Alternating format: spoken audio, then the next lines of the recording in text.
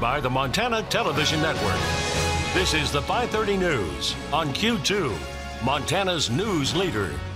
Good evening and thanks for joining us tonight. I'm Jay Cohn. And I'm Janelle Slade. An intense one-day job interview will whittle 4 candidates down to 1 to become the next Billings City administrator. Those 4 finalists making their pitch to take over the reins from retired Administrator Tina Volek, who's held the city's top post for the past 10 years. Now, council members will decide and hope to announce Friday who gets the job. So let's take a look. First up today, Ron Alice. He's the current Helena city manager. He told the council today he's happy in his current role, and it would be hard to leave the capital city after 18 years there in management. In fact, he told the council the only job in the state he'd consider or want is the city administrator's job here in Billings. Alice said he believes the biggest challenge facing communities today is to update aging infrastructure. The second morning interview, Kevin Smith, the current director of the Truckee Tahoe Airport District in Nevada City, California. Smith has spent his entire career in public administration, including management of a small suburb outside Salt Lake City, Utah. Smith is married to a Skyview High School graduate, and they were married here in Billings. Smith says he looks for opportunity to find buy-in on issues from city staff and city council. First up this afternoon, it was David Fraser's turn in front of the commission. Fraser grew up in northeast Wyoming, but he has spent over 20 years in city management in Kansas, Michigan, Colorado, and Nevada. His most recent job, city manager in Boulder City, Nevada. That's a community near the Hoover Dam. Fraser said after touring the Magic City today, it feels like a good fit for he and his family. And wrapping up the finalist interviews, Greg Doyon, the current Great Falls city manager. Doyon waded through some serious economic issues in Great Falls. Now today he discussed his view on dealing with funding for Billings public safety and city finances. He said it would be important to develop a good working relationship with the city council. Doyon also spent time as a city manager in Franklin, New Hampshire. Now, the council hopes to decide who the new city administrator is tomorrow morning. That individual will replace Tina Volek, again, who retired on September 30th. The end of an era today in Billings Justice Court. After 42 years of service, Yellowstone County Justice of the Peace Pedro Hernandez presided over the bench for the last time. Hernandez submitted his letter of resignation back in September, saying that it was time to put down his gavel and focus on his family. The hardened native was appointed to the bench in 1975, that after serving in the U.S. Air Force during the Vietnam War. He also worked for the Billings Police Department. Judge Hernandez says the past decades on the bench were more than a job, it was his passion. Here in Billings, too many children spend their childhood in the hospital or the courtroom instead of the playground. That's because across the nation reports of child abuse are on the rise. But as Q2's Asia Gore explains now, an organization of unlikely heroes is helping kids heal. Sugar hops on his bike, a cigarette between his teeth, ready to hit the road. Don't be fooled, he didn't get his biker name Sugar because he's sweet. I got hit with a sugar beet while I was on my bike. Sugar, along with Elvis, Sippy, Spice, Shaggy, and Twister, ride for BACA, Bikers Against Child Abuse. Bikers is our first word. Yes, we are bikers. And I think that's why it works with the children, because we are intimidating and they get that sense of comfort that they know that nobody's going to mess with them anymore because their new family is bigger and badder than their purpose. BACA is a nationwide organization with the Yellowstone River chapter here in Billings. They may look tough, but when it comes to kids, they have soft hearts. All their rights were taken away from them. They weren't allowed to be a kid anymore. We step in and let them be that kid. BACA empowers young victims, taking them for a group ride, letting them choose a biker name, and giving them a personalized vest.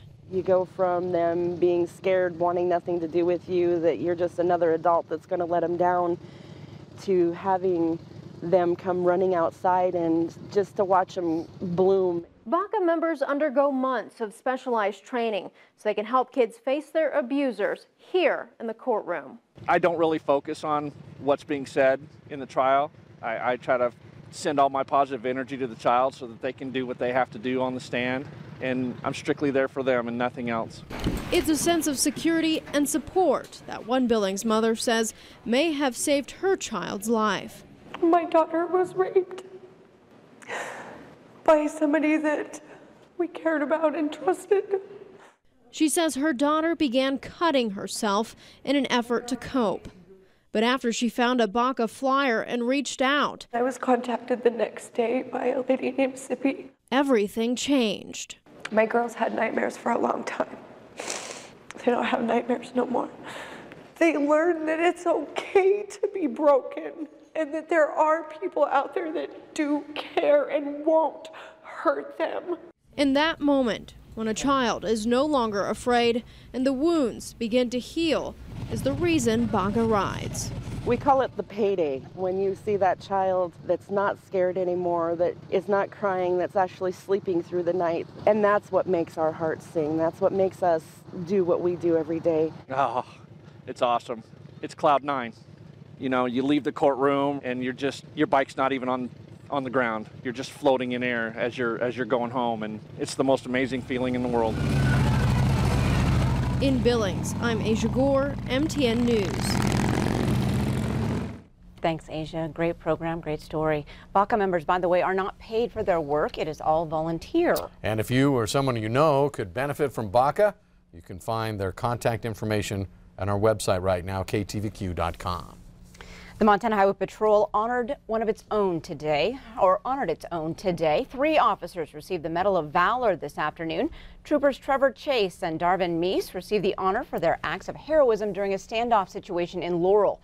Trooper Shane Wareheim awarded the Medal of Valor for his brave actions during a hostage situation in Joliet. The department also said an emotional goodbye to longtime Trooper Joe Coughlin. Coughlin, a member of the Montana Highway Patrol for 32 years, retired last year after a cancer diagnosis. Loved by everyone he worked with, Coughlin stayed in the same role his entire career and rarely took a day off. Proof of that by the 2,000 hours of sick time he had remaining at the end of his career. Yeah, my first day on the Highway Patrol was Custer, Montana, and that was my very first edition and my very first station. Never left. I loved what I did. I didn't do anything wrong. I mean, everybody seemed happy about it. I mean, there was always some things you got in trouble about, and they got in them troubles about a lot of stuff, but turned out okay. And a fun fact about his long and successful career, Coughlin estimates that he ate lunch well over 1,000 times at Perkins during those 32 years. The 32nd annual Festival of Trees, that is, a benefit for the Family Tree Center, kicks off this weekend here in Billings. And this year, a group of incarcerated women is helping the organization's mission. They're putting an end to child abuse by getting in touch with their creative side. Tonight, Q2's Victoria Hill brings us the story. Everyone gets one bulb. Of the 40 trees set to be part of this year's Festival of Trees, one has its beginnings here at the Passages Correctional Facility for Women. This year's tree, a tribute to members of the United States military, past and present. We're going to have dog tags so that when people go through the Festival of Trees, they can write in a name of somebody and hang it on our tree. It's really to just pay tribute and show honor and thanks for having our freedom because of these people. What may seem like a simple arts and crafts activity means so much more to the inmates. Something to us as simple as a Christmas bulb, and they're just excited about what they got to create. Their creations have a deeper meaning.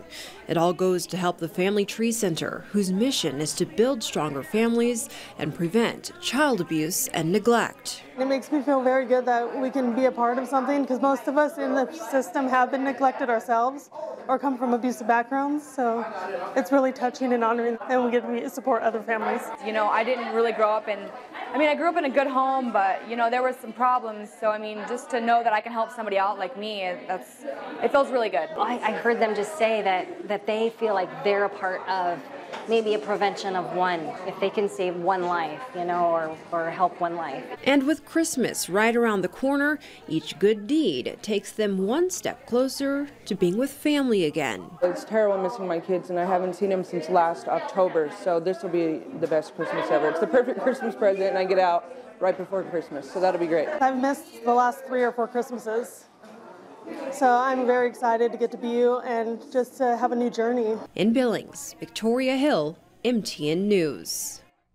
And Victoria tells us if you'd like to see the finished product, well, you have to go to the Festival of Trees to see it for yourself. And here are the details. Public viewing kicks off tomorrow afternoon down at Metro Park Expo Center. The public viewing continues through Saturday. You can visit our website, ktvq.com, right now for all of those details. Still to come on tonight's 5:30 News, it's that time of year again. Toys for Tots gears up for another Christmas season.